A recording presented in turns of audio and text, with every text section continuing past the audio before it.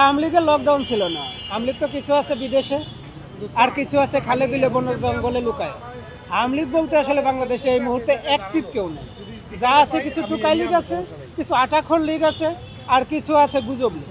ওরা গুজব ছড়াচ্ছে, আটাখোর টুকাইদেরকে কিছু টাকা পয়সা দিচ্ছে, ওরা ফাঁকা জায়গায় একটা পার্কিং করা বাসে আগুন দিচ্ছে, সেই সাথে চেষ্টা করতেছে যে মানুষের মনে একটু ভীতি সঞ্চার করার জন্য, ভীতি তৈরি করার জন্য চেষ্টা করতেছে। এটাকে আসলে ওইভাবে লকডাউন বলা যাবে না। আপনারা দেখেছেন কি সকাল থেকে কোনো আওয়ামী লীগের চেলাপেলা বিন্দু মাত্র কোনো লোক রাস্তায় থাকতে?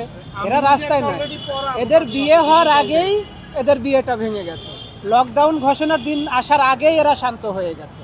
এরা কি করতে পারবে? শুধু মানুষের মনে, সাধারণ মানুষের মনে একটু ভীতির সঞ্চার করতে পারবে, ভীতি তৈরি করতে পারবে, এর বাইরে আর কিছুই করতে পারবে না। শেখ হাসিনা নিজে অসুস্থ, ওনার প্যারালাইসিস হয়ে গেছে, উনি তো আর দেশে ফিরবে না। আগামী 5 বছরের ভিতর প্রথম সারির 500 জন আওয়ামী লীগের লোকজন মারা যাবে, 1000 জনের প্যারালাইসিস হবে, ক্যান্সার হবে, আর আগামী 50 বছরে আওয়ামী লীগ আর বাংলাদেশে ঢুকতেই পারবে না। তো যারা আপনারা কারোর কথা শুনে ফালাচ্ছেন, লাফাচ্ছেন, নিজেদের পরিবারের কথাটা একটু চিন্তা করেন।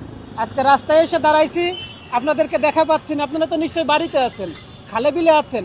আপনাদের ওখান থেকে তুলে নিয়ে এসে রাস্তায় এনে পিটানোর মতো সক্ষমতা বিপ্লবীদের আছে। যদি বিশ্বাস না হয় শেখ হাসিনা আর কাওয়া কাদেরের কাছে জিজ্ঞাসা করে দেখেন।